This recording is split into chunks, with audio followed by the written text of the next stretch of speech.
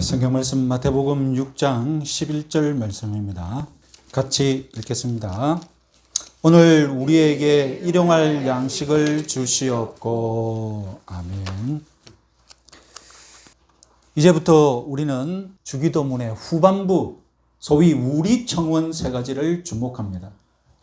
여기에는 모두 우리라는 단어가 있기 때문에 우리 인간들의 필요를 위해서 청원하라는 것임을 쉽게 알 수 있습니다. 만약에 역사상 가장 중요한 기도문을 여러분들이 직접 쓴다면, 그리고 딱 세 가지, 양식, 죄사함, 시험, 이 세 가지 주제 중에 기도문을 쓴다면 무엇을 제일 먼저 쓰겠습니까? 대개 죄사함이나 시험 중에 제 1순위를 선택할 것입니다. 우리가 당하는 죄의 문제, 시험의 문제, 얼마나 심각합니까? 얼마나 중요합니까? 얼마나 영적입니까? 양식? 양식은 맨 나중에 기도하지 않겠습니까? 물질을 구하는 것은 왠지 저급하지 않습니까?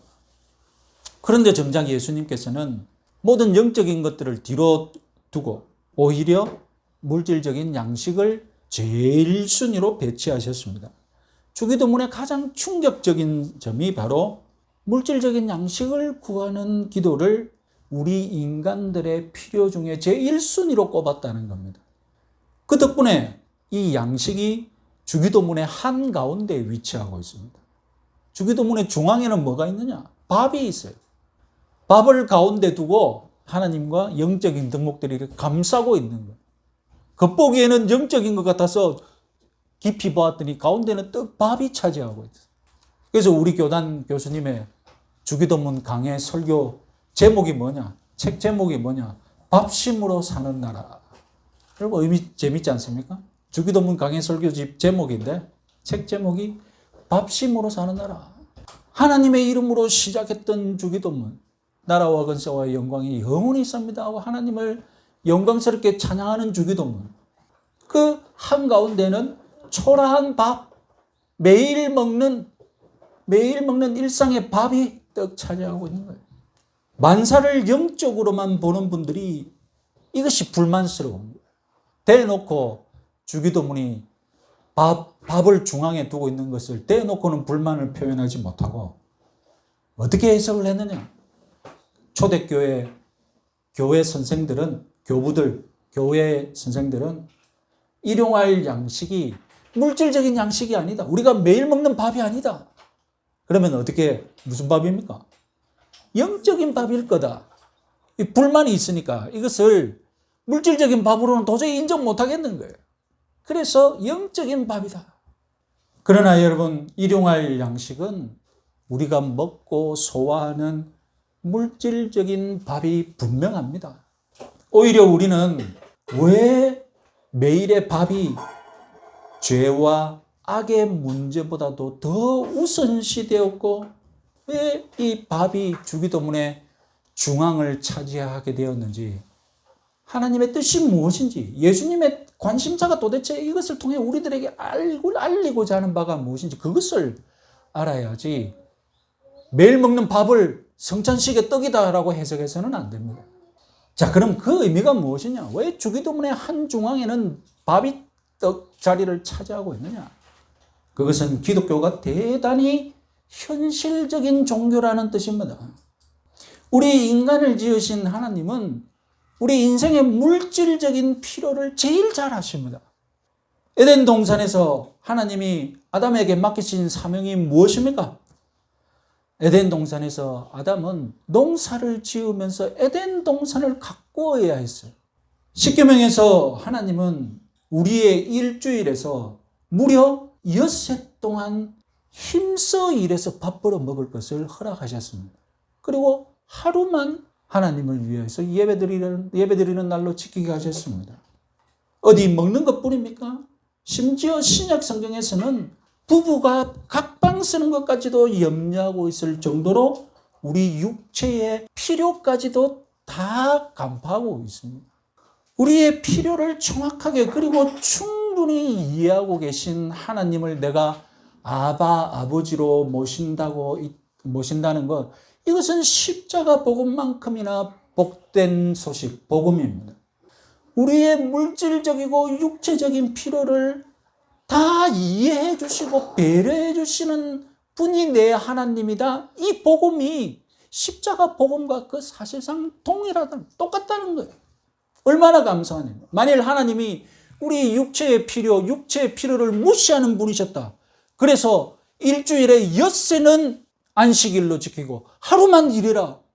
여러분 얼마나 우리 삶이 고달프겠습니까? 그런데 하나님은 우리를 배려하셔서 너희들은 엿새 동안이라는 긴 시간을 밥벌이로 너희들의 육체적인 필요를 위해서 열심히 일하고 하루만 나를 위해서라는 거 아닙니까? 이 얼마나 복음입니까? 뒤집혔다고 생각해 보세요. 엿새 동안이나 안식일을 지켜야 한다고 생각해 보세요. 만일 주기도문이 6개의 청원을 드리고 있는데 모두 다 하나님에 관한 청원이었고 우리들에 관한 청원은 하나도 없다고 생각해 보세요. 정말 여러분 우리 주기도문이 암송할 때 나에게 뭐 필요를 도움을 주는 주기도문이 되었겠습니까? 6개의 청원을 딱 하나님이 주시겠는데 3개는 내 거다. 3개는 너희들 거다. 얼마나 여러분 우리를 배려 잘하시면 1대1로 딱 배려하시잖아요. 내를 위해 3개를 기도하고 너희들을 위해 3개 기도해라. 하나님이 우리를 잘 이해하시고 배려하신 것의 극치가 무엇이냐? 하나님이 정말로 우리를 배려하시는 분이시다는 것의 극치가 무엇이냐? 죄 용서 조금 이따 기도해. 네? 시험에 드는 거 조금 이따 기도해. 너희들은 제일 먼저 뭘 위해 기도하라고요? 너희들이 먹을 밥을 달라고 기도해. 너희들은 그런 존재니까. 쉽게 말해서 굶으면 영적이고 뭐가 없습니다. 사람은 밥이 들어가야 영적인 생활이 가능한 존재입니다. 우리가 섬기는 아버지는 우리의 영적인 필요뿐만 아니라 우리의 물질적인 필요, 육체적인 필요 모두 하시고 다 배려하시고 공급해 주시는 분이시라는 겁니다. 이게 진짜 복음이죠. 이게 진짜 복음이에요. 자, 이제 두 번째, 우리는 예수님 당시 대부분의 보통 사람들은 당일 일해서 당일 품삯을 받았는데, 그래서 화폐단이 데나리오는 하루 품삯을 주기 위한 화폐였습니다. 그거 하나 주면 그냥 하루 품삯인 거예요. 대부분의 인생들이 하루 이틀을 연명해 가는 것이 이 1세기의 생활 양식이었습니다. 그런데 우리 21세기를 사는 우리들은 지금 일용할 양식을 위해 기도할 필요를 잘 느끼지 못합니다. 하나님은 정작 제일 먼저 제 1순위 기도 제목으로 주셨는데 우리는 매일의 밥을 위해 기도하는 것이 꼭 필요한가? 그런 느낌을 가지기 쉽습니다. 왜 그렇습니까? 그것은 첫 번째 이유는 오늘날 우리에게 일용할 양식이 너무 풍부하니까. 오늘 우리가 얼마나 많은 음식을 버리고 있습니까? 얼마나 많은 음식을 냉장고에 쌓아놓고 있습니까? 어떤 분은 작정을 하고 내가 냉장고에 있는 음식만 먹겠다. 작정을 했더니 한 달을 슈퍼 안 가고 먹었대요. 이렇게 음식이 풍부한데 매일의 양식을 하나님께 구하라고요? 잘 다가오지 않는 거예요. 그러나 여러분, 일용할 양식 청원은 단지 밥만 구하라는 뜻이 아닙니다. 여기서 일용할 양식은 상징적인 표현입니다. 무엇인가를 대표합니다. 무엇인가를 대표하는 상징적인 언어라는 것입니다. 밥이 상징하는 바가 무엇일까요? 매일의 양식이 상징하는 바가 무엇일까요? 그것은 바로 우리 육체가 필요로 하는 모든 물질적이고 육체적인 필요 전체. 내가 육체를 가지고 있다. 나에게 물질이 필요하다. 그 모든 필요 전체를 딱 무엇으로 표현하기 좋다고요? 매일의 양식이나. 그러니 여러분, 일용할 양식을 구하는 청원은 단지 양식만이 아니라 우리 인생들이 이 세상을 살아가면서 정말 매일매일 일상에서 필요한 물질적, 육체적 필요를 하나님께 청원하라는 것입니다. 사업을 하다 보면 급전이 필요한데 그 급전이 있어야만 내 일상이 이어지고 내 생계가 이어진다면 그 급전을 구하는 것이 양식을 구하는 것이죠. 오늘날 21세기 생활 양식은 1세기 때보다도 훨씬 더 안정적으로 보여집니다. 그러나 여러분, 21세기의 이 풍요로운 삶에 그늘이 있습니다. 아직도 전 세계의 다수 국가가 빈곤에 허덕이고 있습니다. 우리나라 같이 풍요로운 국가에서 산다고 해도 풍요를 다 누리는 것이 아닙니다. 한때 하나님이 아니라 회사가 나에게 밥을 주는 줄 알았습니다. 우리 가족을 반평생 먹여 살리던 그 직장이 하루아침에 퇴출되고 파산되고 해고시켜버리는 세상이 되었습니다. 시급으로 계산하는 아르바이트, 비정규직이 넘치는 세상입니다. 수백만 원 월세를 내도 대박을 내면 다 견디어내고 극복할 줄 알았는데 코로나19가 와가지고 그냥 쪽박차게 되었습니다. 21세기에도 1세기 때처럼 하루 연명하는 라이프 스타일이 늘어나고 있습니다. 내일에 대한 불안, 미래에 대한 불안에 관하여서 21세기 사람들은 1세기 사람보다 과연 더 나은가? 그래서 오늘날에도 양식을 달라는 기도는 유효합니다. 오늘날에도 나에게 양식을 주소서라고 갈급하게 기도할 처지에 있는 사람들이 아직까지 넘칩니다. 오늘날 우리도 하나님 오늘의 양식을 주십시오. 육체의 필요를 채워주십시오. 직장을 주십시오. 이렇게 기도할 수밖에 없고 기도해야만 하는 줄 믿으시기 바랍니다. 자, 우리가 일용할 양식을 위한 기도가 필요한가? 이렇게 느끼는 경우가 두 번째 이유는 이 육체적이고 물질적인 우리 일상생활을 가볍게 보는 경향이 있습니다. 우리 일상은 기도거리가 되지 못한다고 느끼는 거예요. 뭔가 더 영적이거나 아니면 특별한 사명 그리고 엄청난 사업 이런 것은 기도할 거리가 된다는 겁니다. 이런 생각이 기도 생활에 반영되는 거죠. 일상을 위한 기도는 하나님께 쓸데없이 관심 쓰게 하는 쓸데없는 것을 아랜다는 그런 기분을 가지게 합니다. 그래서 일상은 내가 책임지고 일상이 아닌 특별한 일만 하나님이 책임지는 그런 기도 생활을 하기 쉽다는 겁니다. 내가 감당할 수 없고 도저히 내 힘으로는 극복이 불가능한 큰 고난을 만났을 때에만 기도하는 것이다. 이렇게 기도 생활이 구분되어 있는 거예요. 일상은 내가, 특별한 일은 하나님이. 하지만 하나님은 우리의 일상생활을 귀찮게 여기시는 분이 아니십니다. 부모가 어떤 존재입니까? 부모는 자녀의 일상을 책임지는 존재 아니십니까?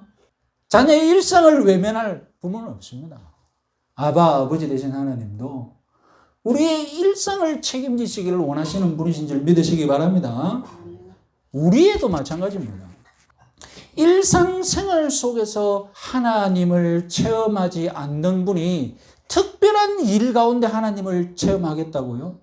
말이 안 되는 거예요. 일상에서 하나님을 모시지 않는 사람, 나중에 결국엔 인생 어디에도 하나님을 모시지 않는 사람이 될 확률이 높습니다. 뭐 특별한 체험이 있어서 일상을 내가 무시했는데 하나님 만나는 특별한 체험이 있는 그런 경우도 있겠지만 제가 알기로는 일상에서 하나님 특별하게 만나지 못하는 사람 그냥 그 인생이 그냥 그렇게 쌓이고 쌓입니다. 여러분 적금이 무엇입니까? 일상의 체험이 적금입니다. 일상 하루가 쌓여서 1년이 되는 것 아닙니까? 일상 체험을 365일 이렇게 쌓이면 그게 내 적금이 되는 거예요. 내 신앙이 되는 거예요. 내 열매가 되는 거예요. 하루하루 일상 속에서 하나님을 만나고 천국을 누리는 그 체험이 적금처럼 쌓여서 어느 날 목돈으로 대박 터지는 겁니다. 자, 양식 청혼이 필요한 세 번째 이유. 타락한 인생에게 이 먹고 사는 생계의 문제로 사탄이 유혹하기 때문입니다. 하나님께서 우리의 이 물질적이고 육체적인 일상을 제일 먼저 챙기시는 이유, 사탄이 제일 먼저 건드리기 때문에. 사탄이 제일 먼저 먹고 사는 문제로 우리를 건드리기 때문에 건드리지 못하게 하나님 제일 먼저 건드리는 겁니다. 하나님이 딱 제일 먼저 방어막을 치는 거예요.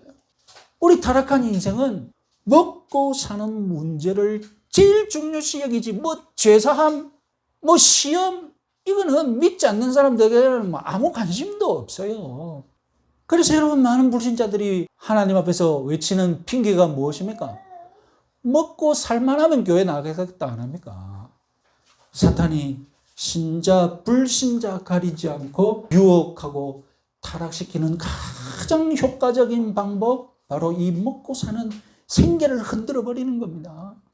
사탄의 뜻대로 살라고 우리 인생을 유혹하지 않습니다. 절대로 내 뜻대로 살아라. 그래서 어떤 사람은 나는 사탄을 위해 살겠다. 그렇게 여러분 투쟁하는 사람은 없습니다. 그러면 도대체 어떻게 사탄의 왕국을 건설할까요? 사탄의 추종자를 만드는 방법이 무엇입니까? 그저 네 뜻대로, 네 육체가 원하는 대로 그냥 네 생계 하루하루를 잘 먹고 잘 살아라. 일단 네가 풍족하게 살아야, 네가 일단 여유를 누려야 뭐 다른 걸 할 여유가 있지. 이렇게 사탄은 다 유혹합니다. 네가 제일이다. 네밖에 모르고 살아라. 그렇게 자기밖에 모르고 돈밖에 모르는 인생을 만들어 놓으면 이제 세상은 마귀 세상으로 굴러가는 겁니다. 그냥 짐승처럼 약육강식의 사회로 만들어 버리는 겁니다. 그러면 사탄의 왕국이 조금씩 다 세워지고 가고 있어요. 실제로 빈곤해지면 사람이 짐승이 됩니다. 가난해지면 사람이 짐승이 돼요. 사람을 짐승 만드는 가장 쉬운 방법이 뭡니까? 그냥 굶기고 가장 초라하고 가장 가난하게 만들면 그 사람은 그냥 짐승처럼 사는 거예요. 그러나 여러분, 너무 많이 먹어도, 탐욕에 사로잡혀도, 옷은 번들하게 온갖 명품으로 치장해도 그 사람의 성품은 짐승이 됩니다. 짐승으로 떨어지게 되어 있어요. 교회가 아무리 죄사함의 복음을 외쳐도 우리 인생들은 이미 이 쇼핑의 복음, 주식의 복음, 부동산의 복음에 사로잡혀 있는 거예요. 그래서 하나님은 만사제쳐 두고 먹고 사는 문제에서 신앙을 시작하라는 겁니다. 이 물질적이고 육체적인 일상생활에서 잘 먹고 잘 살아라는 이 사탄의 유혹을 거부하고 오직 내 생계를 하나님의 뜻에 순종해야 한다. 이게 되지 않는다면 죄와 시험의 문제도 무용지물이 되고 맙니다. 나는 죄사함 받았다. 나는 시험을 극복했다. 이렇게 떠들어도 일상에서 생계의 문제에서 하나님께 맡기지 않는다면 죄사함 받은 거, 시험 받지 무슨 소용이 있습니까? 뭐 하려고 죄사함 받았습니까? 예수님은 주기도문이 끝난 후 산상설교를 다시 시작하시면서 무엇을 제일 먼저 건드리시느냐? 다름 아니라 이 물질적이고 육체적인 일상을 하나님께 맡겨라. 그래서 그 유명한 마태복음 6장 31절, 33절 말씀 같이 한번 읽어보겠습니다. 그러므로 염려하여 이르기를 무엇을 먹을까, 무엇을 마실까, 무엇을 입을까 하지 말라. 이는 다 이방인들이 거하는 것이라. 너희 하늘 아버지께서 이 모든 것이 너희에게 있어야 할 줄 아시느니라. 그런즉 너희는 먼저 그의 나라와 그의 의를 구하라. 그리하면 이 모든 것을 너희에게 더하시리라. 먹고 사는 문제, 이 일상에서 신앙이 자리 잡히지 않으면 죄 용서함 받은 것도 무용지물이 되고 만다는 것을 믿으시기 바랍니다.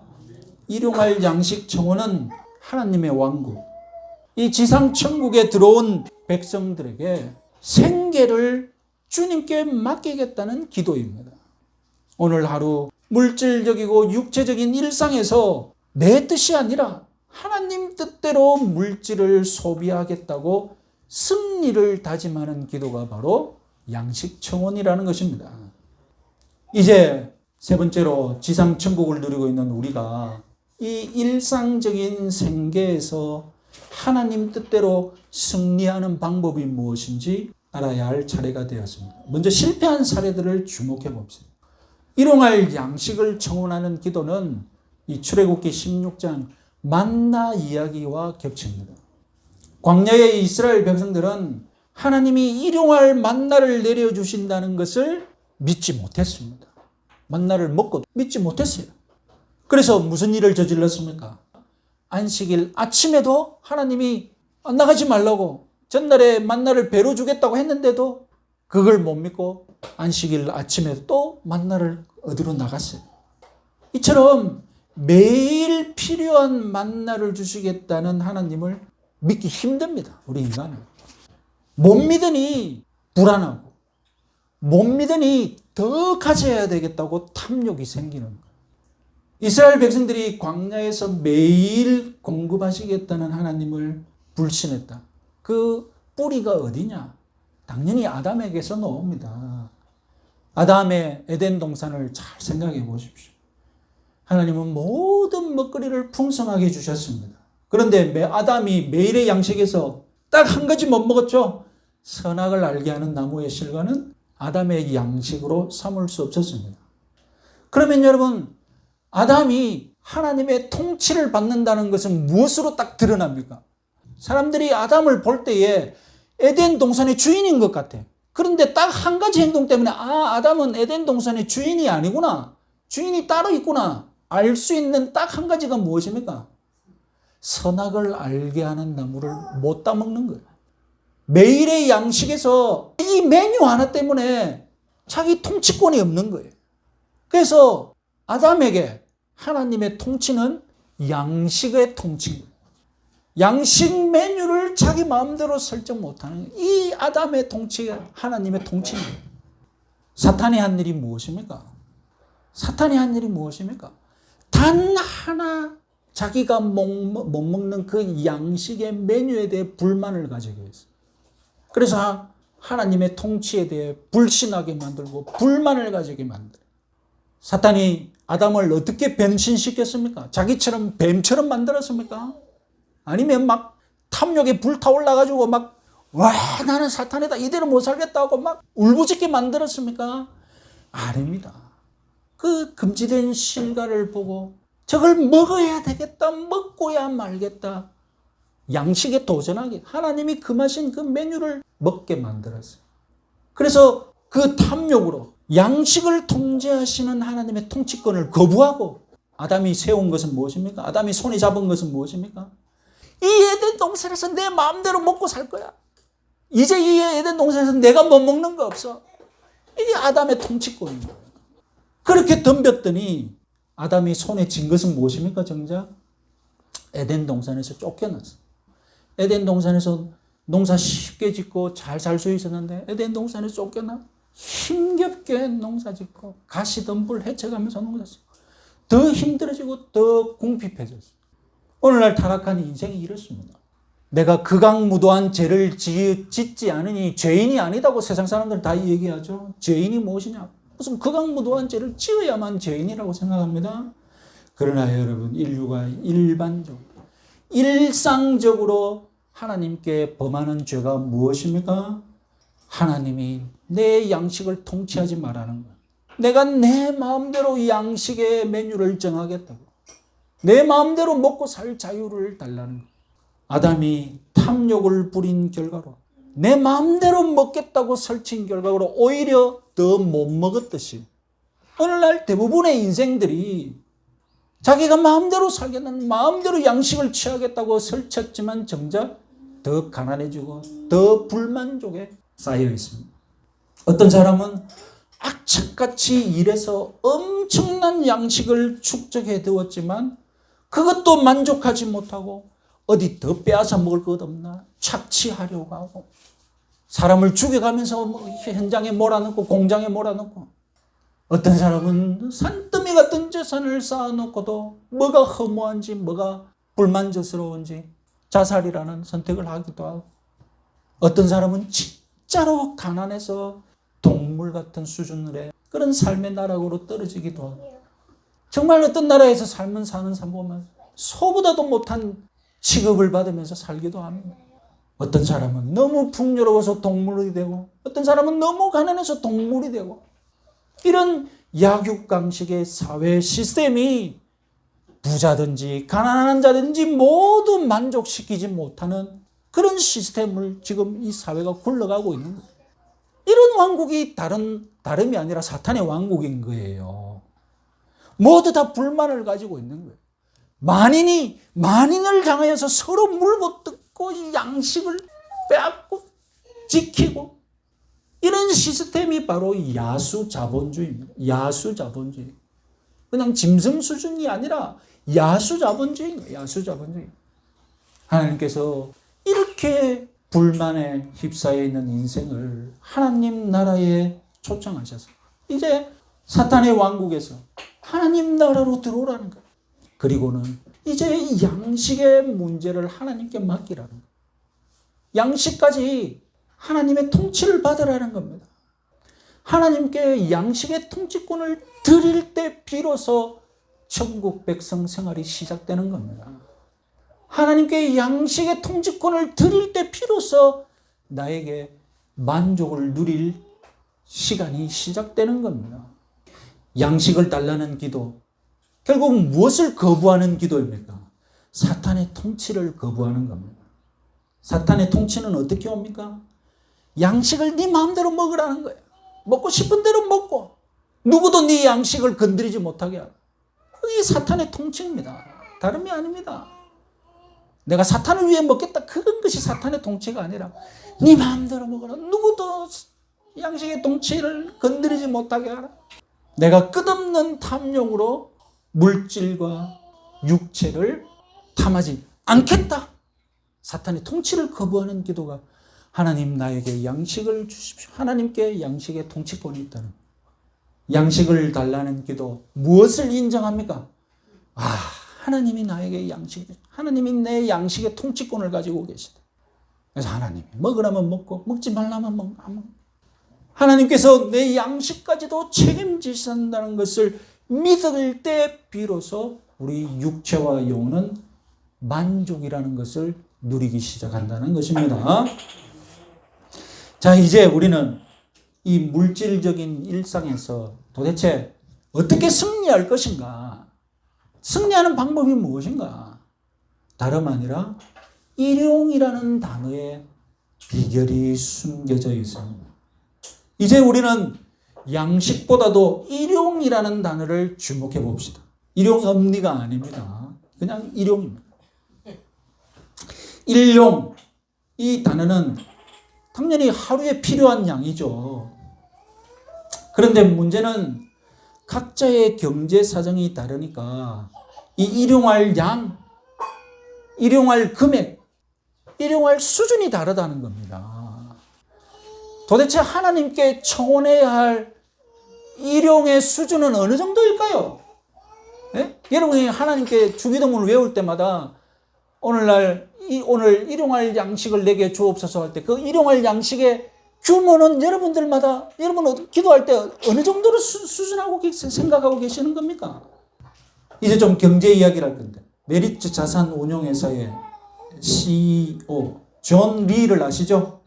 요즘 스타지 않습니까? TV 강의에도 나오고 심지어 EBS 특강에서 나오더라고요. 그분의 특강을 한번 들어보니까 그분이 부자를 어떻게 정의했느냐?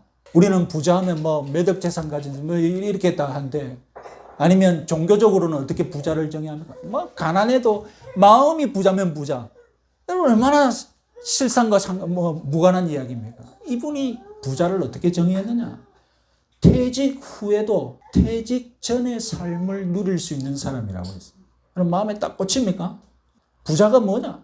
퇴직 후에도 퇴직 전의 삶을 누릴 수 있으면 부자라는 거예요. 어떻습니까? 뭔가 딱 다가오는 게 있죠, 그죠? 이 말씀에 많은 분들이 동의합니다.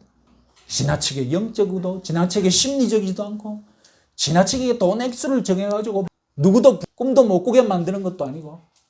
자, 여러분 잘 생각해 보십시오. 만약에 내가 퇴직 전에 일용할 양식의 수준이 높았다면 퇴직 후에 부자 되기 어렵습니다. 그러나 퇴직 전에 일용할 양식의 수준이 높지 않았다면 퇴직 후에 부자 되기 어렵지 않습니다. 영적으로 적용해 봅시다. 오늘 우리 성도들도 일용할 양식의 수준을 어떻게 정하느냐에 따라 영육 간의 부자로 살 수 있습니다. 아까 에덴 동산에서 사탄의 유혹 핵심이 무엇이었습니까? 사탄의 유혹은 핵심이 무엇입니까? 일용할 양식을 자꾸 크게 가지는, 일용할 양식의 규모를 키우는 거예요. 네 일용할 양식 왜 이게 없냐? 이것도 가져, 이것도 누려라. 그래서 여러분 분명한 것은 내가 일용할 양식의 수준이 높으면 높을수록 영육 간의 불만족도 높을 것이고, 내 일용할 양식의 수준이 낮으면 낮을수록 내 영육 간의 만족도도 높을, 불만족도는 낮을 것이고. 그런데 여러분, 내가 일상생활에서 일용할 양식의 수준이 높으면 결정적인 문제가 있는데, 결정적인 문제는 무엇이냐? 이 높은 수준을 채우려니까 하나님과 이웃에게 쓸 여유가 없다는 거예요. 하나님이 우리에게 요구하시는 것은 무엇입니까? 하나님 사랑, 이웃 사랑 아닙니까? 그런데 일용할 양식의 수준을 높이 세우는 바람에 이것 채우느라고 전부 다 내 자신에게 지금 시간과 경제적인 모든 걸 몰빵하게, 하나님, 이웃 돌아볼 시간도 없고 쓸 여유도 없고, 실제로 지갑에는 내 자신을 위해 일용할 이 수준을 위해 쓸 것은 풍부하지만 돌아서 하나님과 이웃을 위해 쓸 여유는 하나도 없는 거예요. 여러분, 최근에 신박한 정리라는 TV 프로그램 보셨습니까? 신혜라 씨가 나오는 집 정리해주는 프로그램 있죠. 정리정돈 안 된 집을 찾아가서 정리해주는 내용입니다. 출연한 집들은 우리 모두의 집과 똑같습니다. 정리 안 된 물건들, 안 쓰는 물건들, 심지어 한 번도 쓰지도 않은 물건들, 그거 정리해 주는 거예요. 공간은 한정되어 있고, 정리는 하고 싶고, 넓게 쓰고 싶고. 그러면 이 신박한 정리에서 반드시 거쳐야 하는 절차가 있죠. 뭡니까? 버리는 거예요. 반드시 버리는 게 없으면 아무것도 안 돼요. 많이 버릴수록 새로운 여유와 새로운 공간이 창조됩니다. 많이 버리고 절제할수록 더 넓게 삽니다. 여러분, 아직 안 보셨으면 한번 보십시오. 한번 보셔서 내 실생활에 한번 적용도 해보시고, 내 신앙생활에도 한번 적용해 보십시오. 나에게 영적인 공간, 영적인 집이 있습니다. 이 영적인 집을 타락한 인생들이 수많은 물질로 채우고 삽니다. 사탄의 왕국 만드는 방법이 뭐겠습니까? 이 집에 있을 물건으로 가득 채우고 살아라. 온갖 버려져야 할 것들 여기저기 쌓아놓고 지냅니다. 여러분, 쓰레기 수집해놓고 집에 사는 사람이 있다고 하죠. 우리 인생 모습이 그럴 거예요. 그 사람과 우리는 한 끗 차이 뿐입니다. 내가 좀 더 하나님을 사랑해야 되는데, 좀 더 이웃을 위해, 교우들을 위해, 내 주변 사람들을 위해 헌신해야 하는데, 내 안에 나를 위해 너무 많은 것들을 쌓아놓고 있으니까 움직여지질 않는 거예요. 이거 쌓아놓다가 시간 다 보내고, 돈 다 쓰고, 힘 다 쓰고. 여러분, 주기도문은 내 양식을 위해 기도하라고 하는 것이 아니라 누구의 양식입니까? 우리의 양식을 위해 기도하라고 합니다. 내 먹을 것만 챙기지 말고 내 주위에 있는 우리의 먹거리를 같이 고민하라는 겁니다. 내가 가진 것은 제한되어 있습니다.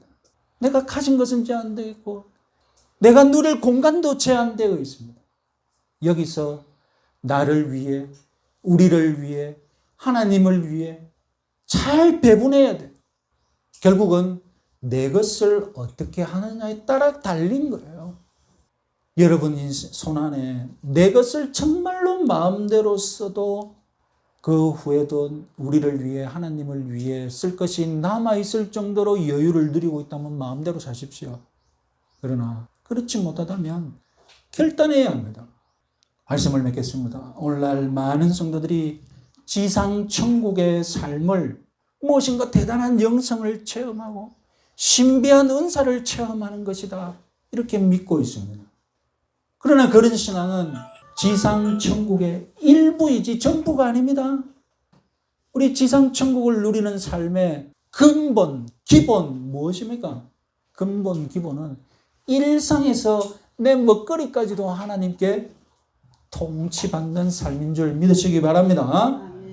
내 일상생활에서 산상설교대로 사는 거예요. 이것이 지상 천국을 누리는 삶의 핵심입니다.